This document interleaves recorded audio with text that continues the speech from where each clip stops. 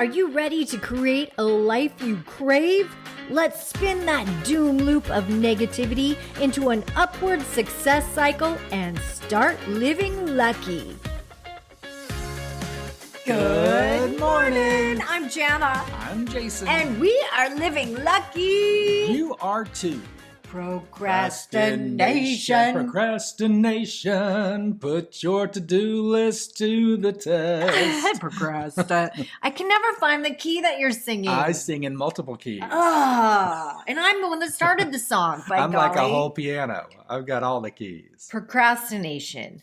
Now, last week we gave you a really great tip that has helped me so much, and that's the 3-minute rule. So if you haven't listened to that podcast, you need to go back and check it off because it will help you with procrastination. But I want to dive a little deeper into this topic because I have noticed there are some projects around our house that for some reason, it doesn't matter if I say, this week, I'm getting the mosaic mannequin finished. Yeah. It never gets done. Yeah, I think one of the big things is really like diving into the list, like diving into that to-do list and saying, these are the things that need to get done or I want to get done. And then what are the things behind the veil there that we're saying, I'll do that later. I want to do a couple of things up first. What we're really saying here is, what emotion are you trying to avoid? Avoid. I said evoid, but it's avoid. I think we can use any vowel there. I avoid. What feeling are you avoiding? That's what procrastination really is. What is the feeling that you are trying to avoid? Procrastination is really just emotional management. Yeah. It is emotional organization, and it's saying I don't want to deal with facing that. the fear. It's all a form of fear. I don't want to deal with that yet. Let me build up my courage. Let me build up my stamina. Let me build up whatever it is I think I need. It's the Wizard of Oz crew. It's the lion and the Tin Man and the scarecrow. It's like, oh, I don't have the courage, or I don't have the heart. I don't have the brains, or I don't have the heart for that. Mark that. Well, you know what I'm saying? It's all those limitations. Yeah. It's there's some sort of feeling inside you or inside me or inside of us. Yes, I will just make this collective. We all face this, that we don't want to feel. Yeah. And as soon as we feel it, then we realize, oh my gosh, it's not really that scary. The more we put it off, the bigger that monster gets. Yeah, it's like going to bed and thinking there might be a monster under my bed. Mm-hmm. And then you start building, like you start creating this monster under your bed.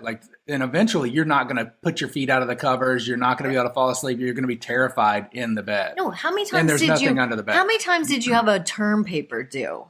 And you would wait and wait and wait. And the more you would wait, that it builds. Oh my gosh, the feeling in your gut, you're like, oh my God, this is going to be so hard. And this is going to be so painful. You start creating dirty pain. Dirty pain. You start creating this bubble of avoidance and you just keep blowing into it every time. And the bubble of avoidance gets bigger and bigger and bigger. And then it becomes overwhelming. It goes back to that book, Bird by Bird, by Anne. No, it's not. I want to say. Why is Culture John coming to my head? I want to say Moth or something like that. And I'm going to look it up while you're talking. Yeah. So when we just move into this and we take it one step at a time, and I think one of the biggest things is the awareness around. What am I putting off? Anne Lamott. That's what I was going to say. That's exactly. It was on the tip of our forefingers. No. Forefathers. Tongues. It was on the tip of our tongues. But that feeling, I didn't mean to cut you off just now, but that feeling, she writes about it in the book, Bird by Bird, and it literally goes back to her brother having this science project when he was little. Birds of North America. He would sit at the table and be like, I can't do this. I don't know. And finally their father came in and said, bird by bird. Yeah. We just have to figure it out bird by bird. Start with a bird, and then we'll move to the next bird. Yes. But the feeling that he was trying to avoid was overwhelm. Yeah.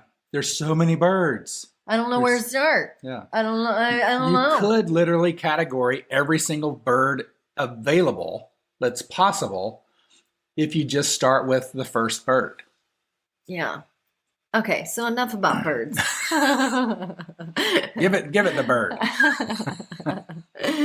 Let's talk about the feelings that we're avoiding. So for me, my mosaic mannequin, what is the feeling that I am trying to avoid? I don't want to make a mistake. I'm at the point in this thing where I love it so much and I'm only halfway finished. Sounds like a parent sending their kid off to college. And I don't want to ruin it. See, I don't want to make a mistake. See, I look at it as an objective observer, and I see it's amazing, it's beautiful, it's fantastic, and I don't see how a mistake can be made because it's so creative and so artful. So it's a work of art, and I feel like sometimes you look at it and say, I've been meticulous with all these pieces and it's been flowing from me. And do I want, how do I continue this and not erode anything that, erode anything that I've put into it so far? Yes. And I honestly believe that there's not a way to do that. It's that monster under the bed that you're creating. There's something inside me. There's a fear inside me that I'm going to fuck it up. Excuse my language. Yeah. And it's my creation, but I'm afraid I'm gonna mess it up, and that might go back to my own life. Yeah, a speech or a performance. If I want to get really deep, when I was 15, I was in a car accident, and I literally kind of felt like, oh my gosh, I've screwed up my life. Yeah. Well, and I do this with speeches, if I'm required, and that's why I say, I don't want a scripted speech because I won't follow the script. Right. And it's because of my fear of declarations in 9th grade with Miss Susie Johnson was sitting in front of the class, and there's you get points for every word that you got that you right. Said. And it's the memorization of the script.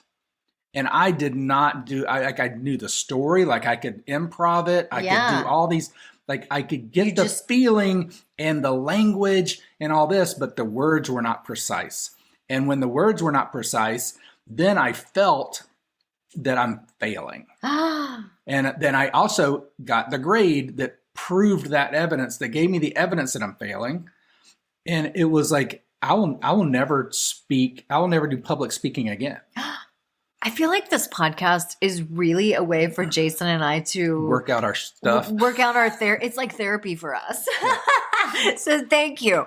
Thank you for being here. And thank you for helping us work through our own limiting beliefs. And the beauty of that is Miss Johnson is one of my favorite teachers. I know you talk about hello, Susie Johnson. This is Marshall Monster.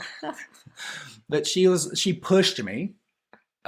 But I also didn't have the wherewithal to think about the emotions and the thoughts that I was having and what was kind of creating that energy around what I was doing. Because, and that's where I created that limiting belief of, I'm not a public speaker. I'm not going to do this. And I like to entertain, or I like to tell my own version of a story. Yes. Well, I also know that every week I have an intern come and he helps me do some editing. And we've been working on this TV show, and I have been dragging my feet. I have been dragging my feet, and I find no pun intended. And I have realized that there's something there that I am trying to avoid. And it's almost like, oh my gosh, if I really go through with this and put this out there, this has been my dream my entire life. And What if I fail? What if nobody wants to watch it? What if it's wildly successful? Well, that's what you think, but the fear is always, how can I build this monster under my bed so I don't get out of it? So I procrastinate. And then Bird the by intern bird. comes and I'm like, oh, well, you know what? We need to figure out, and then I start going through processes. I'm like, we need to figure out software. We need to figure out how we're going to do this. Yeah, we need to stay in the preparation phase. Whereas really, I just need to jump into it and do it. Yeah, so there's like preparation, there's practice, and then there's just repetition that makes you better. And that's the bird by bird. Like, let's just start with that first bird. Okay, so I guess in today's podcast, where we want to start is by identifying what is the feeling we are trying to avoid. Yeah. And then what if... Recognizing it always starts with awareness for us. It always starts with awareness. And also what is that feeling that we're creating? So, and then through the questions that we're asking ourselves or through the story that we're telling ourselves, because if I'm telling myself, what if I fail?